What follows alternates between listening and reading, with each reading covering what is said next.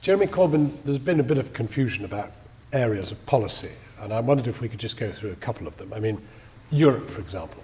We've had the Hilary Benn position as shadow foreign secretary, campaign, yes, at all cost, respect people's differences has been another one, or consult and make a decision.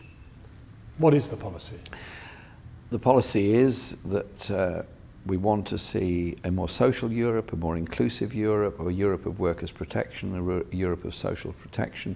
Those are the Labour demands. They can obviously only be achieved if you're within the European Union to do so. Does it mean we give the Prime Minister a blank cheque to go away and sign off many of the rights that have been very hard won? Absolutely no.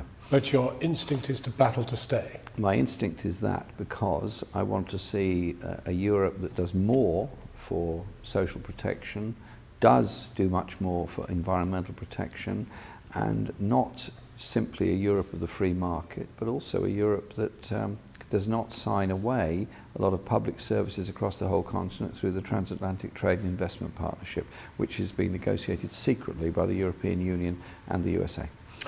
Welfare, benefit cap. You've called it social cleansing.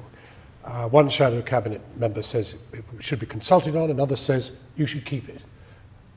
You're the leader. What is the policy? My view is that the benefit cap is a false figure that was introduced to assume that some families are getting a vast amount of money. The reason the benefit cap was put in was because the government wanted to restrict the benefit levels paid to people largely through housing benefit and through in-work benefits. So what's the policy? Well, the policy is that we work within the total budget of 120 billion. My proposal, which the party will have to discuss, and they will, is that we should not impose the current benefit cap because most of it ends up, the effect of it is that many people living in the private rented sector in expensive cities, not just London, other cities, end up being cleansed out of the neighbourhood because they cannot stay there because of the cap. And if the party disagrees, you'll live with it? Well, of course, I'm a Democrat. Trident, you want to get rid of it? Tom Watson, your deputy, wants to keep it. What's the policy? We're having discussions, obviously. Now, I just been elected leader of the party with a mandate drawn from an enormous party and supporters electorate. And I put it very clearly out there, my view was that when the vote comes in Parliament in 2016, as it probably will, we should not vote to renew Trident because I want to see us fulfill our obligations under the Nuclear Non-Proliferation Treaty. But if the party says we will back Trident... To me, this is a very, very serious issue. Everyone, I think, is pretty well aware of my views on wanting to live in a non-nuclear world. Now, there's going to be that debate. That debate is going to be held in a respectful, democratic manner. I hope the party will come to a position of wanting us to become a nation that does not renew nuclear weapons, but we're not going to divide and ruin ourselves as a party over this. There may well be disagreements we all have to live with. So if they do decide to keep it, you would live with it? You wouldn't resign? I'm not resigning because I've been elected on a mandate from 250,000 people, more than 250,000 people. Well, that brings us to how policy is made. I mean, how is Labour policy going to be made? You've already indicated it's the party, you're not going to sort of dictate, you're a Democrat, as you say. What about these other people who voted out there, the 250,000 and the rest? How are you going to tap them in? Well, I'm hoping that those who are registered as supporters in this election will become full members, and there are indications that many of them have. Our party membership has gone up 30,000 in the first 3 days after the election result of myself was declared, which indicates a great interest in the Labour Party. We're very pleased about that. Well, do you use conference, therefore, to make a decision? Well, we have to look at our policy-making process quite a lot. Ultimately, conference must be the main decider. We cannot change all of that by this conference, which starts in 10 days' time. What we're going to have to do is change our policy-making process to empower local constituency parties and affiliated unions and take it through to conference in the future. There's going to be a lot of changes and we bring in a lot of people. I'm also looking at different ways of involving people so that they can make policy suggestions rather than just waiting for somebody to come from somewhere else. I mean, I've done this already with Prime Minister's Question Time today. I've done it during my own leadership campaign. There's great knowledge and skills out there. We need to tap them. But I already detect that this is not quite the strident Corbyn that used to exist in Islington. You seem to be in quite a compromising mood to live with decisions that you don't like. No, I have a very strong view on nuclear weapons. Everybody is very well aware of that. I know there are people that don't agree. I would try and persuade them to go in a different direction. I'm into persuasion, and I'm doing my best to be persuasive. I'm trying to be nice to everybody. Yeah, but the trouble is in the long term, the real people you have to persuade are the Greens, UKIP, all the people who did not vote Labour last time. The fundamentals of the next general election are going to be on the economy, are going to be on education, housing and welfare. Now those are absolutely key issues, and our economic strategy is going to be central to all this. How we expand the economy, how we create more jobs, how we create fairer opportunities, how we have a welfare system that doesn't force people into desperation and poverty, which is what the tax credit changes yesterday have already done. They've taken £1,300 a year off all those families. There's one big policy issue coming down the line, and coming down the line soon, and that is Russian forces on the ground in Syria, building up. You don't want to go to war.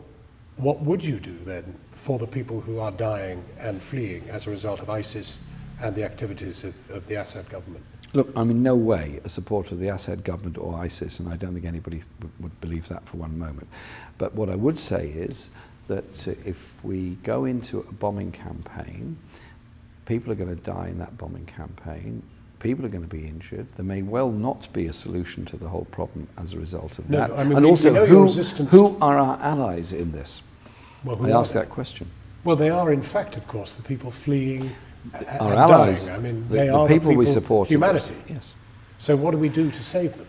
We give all the support we can for refugees at the present time. We look for a political development and a solution in the whole area. We involve all the neighbouring countries, Turkey, Iran, etc., every neighbouring country. And we involve Russia in this as well as the USA and the European Union. I'm looking for a very rapid political development in the area. We're not there yet on what's going to happen. We don't know what the Prime Minister is going to suggest, but we do know is that he authorised drone attacks, which is legally questionable. And if Europe somehow finally calls for quotas and succeeds in getting most countries to agree, would you advocate Britain taking whatever quota the European Union tells Absolutely, us to take? And I think it was a great mistake that Britain didn't join the European Union refugee programme when it should have done a couple of 3 years ago, because we have a responsibility, just like every other country, under the Geneva Convention of 1951 to take people who are victims of oppression, war and all those awful things. And we should take our share. And indeed, the first thing I did after being elected as the leader of the party was go to a refugee rights demonstration in Parliament Square to demonstrate my support for people's right to safety. They are doing what all of us would do in the same situation, trying to get to a place of safety. It's been a tricky few days, hasn't it? I mean, over things which really are not about policy, but are indeed about you and your deportment, if you like. I mean, the national anthem. You didn't sing it yesterday, but you're going to sing it in future. When did you last sing it? Oh, I've sung it. I was there yesterday out of respect for those that conducted the Battle of Britain and conducted the Second World War. It was a very interesting occasion. And I tell you what, I was thinking about my mum and dad. My mum was an air raid ward and my dad was in the Home Guard. They were part of that war. There are a whole generation of people whose whole lives... Would they like you to have sung the national anthem? I have no idea. They're not with us anymore. But you're going to sing it now. I'll be around, don't worry. And I'll be so respectful in a sense, and you're participative. sort of recognising that there are certain things that a leader of opposition has to do. I fully respect that generation and all they achieved. They gave us our health service, our housing, our social structures in Britain. I fully recognise all of that. I want a peaceful world in the future, and I make that clear at the same time. I've spent the last 30 years as an MP for my constituency. I attend all of the appropriate events in commemoration of the Holocaust, of wars, and all those things, and that is what I have to do as a local MP and what I have to do as a party leader, and will do. And clothes. I mean, there are clothes one can wear on the back benches, and then there are clothes perhaps one has to wear, you know, like a matching jacket and trousers. I think I've got a lovely jacket on. and I think No, it's an I mean, appropriate jacket. Do you not like my jacket? No, I mean, it's a fine jacket. Thank you very much. But yesterday was seen to be a moment when you had to spruce up. I wanted to present myself in a tidy manner, and I hope I achieved that. But you do have to change some things, don't you? I must admit. Well, it's a busier life, that's for sure. And there's Well, busier than you expected? The first few days were always going to be very complicated because one has all the immediate things to do. One has to construct the shadow cabinet. One has to do the other appointments. And also the speaking at the TUC, as well as Prime Minister's Question Time today. We've only been there 4 days. I know, but the difficulty is when you have something like the national anthem in this great moment of remembrance, etc., there are bound to be people who say, hang on a minute, I'm singing the national anthem because this is the country I love. I wonder whether he really loves the country as much as I do. Do you love the country? Of course I love this country. I was born and brought up in this country, and I love this country for so many things. But I love this country to be socially just, a fair country, a decent country. I love our NHS, and I love those things about our country. And that is what is really important, and that is what Labour is really about. Your Prime Minister's Question Time today has generally gone down well. You were inclusive and the rest of it, but perhaps the criticism is that whilst you asked on behalf of the citizenry, you did not follow up with killer blows, which people are used to. I want to do Prime Minister's Question Time in a different way. Yeah, but you still have to nail the Prime Minister a bit on something, don't you? He's a tough customer. Yes. Listen, I want to do Prime Minister's Question Time in a different way because I think the public out there are rather bored with this theatrical politics that goes on in Parliament, and I made that very clear. I made that very clear during the whole of the election campaign, and I think I made that very clear in my opening statement today. I just sent out an email and got 40,000 replies, and I selected 6 questions from those which I put to the Prime Minister. Future question times, well, maybe do it in a different way. There's lots of different ways. Yes, there is the follow-up question, but when it just becomes repartee between two men shouting at each other across the dispatch box, the public, you can almost feel them switching off their sets or changing channels. They're all reaching for the remote. Let's go somewhere else. No, I want to be quiet. I want to be calm. I want to ask the questions that are being asked of me that people want to put to the government, and that's what I'll do. You know what people are saying. You know, Jeremy Corbyn, lovely man, but he isn't up to it, is he? Are you up to it? Well, I mean, it's a massive job. I've been elected to lead our party, and I'm very proud of that. I'm very proud of the result we achieved. I'm very proud of the enthusiasm, the optimism, and the determination of all those people that have put me in this have put me in this position. And a democracy, yes, puts pressure on everybody, including me, to do our best to deliver things.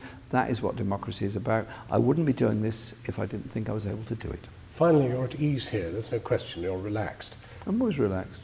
Well, but sometimes it looks a little bit as if you're suffering. How does one suffer by being relaxed?